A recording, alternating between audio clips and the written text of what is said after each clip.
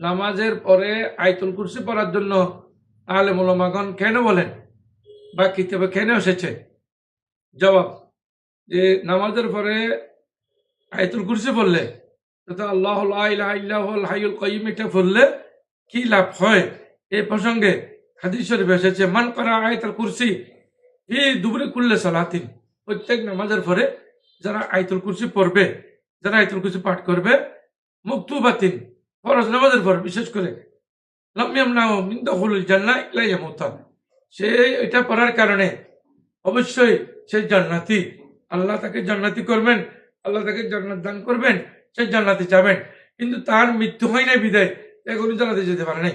অর্থাৎ 5 ওয়াক্ত ফরজ নামাজের পর যদি কেউ আয়াতুল কুরসি পড়ে, বিশেষ করে আসরের নামাজের পরে, এগুলো যারা পড়ে আল্লাহ রাব্বুল আলামিন তাদেরকে জান্নাতি করবেন, তারা জান্নাতি হবেন, আল্লাহ তাদেরকে জান্নাত দান করবেন।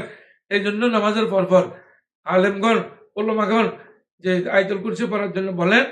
এখনো আমরা যারা আছি আমাদের উচিত সবসময় যে আয়াতুল কুরসি পাঠ করা। ওয়া আখিরু দাওয়ানা আলহামদুলিল্লাহি রাব্বিল আলামিন।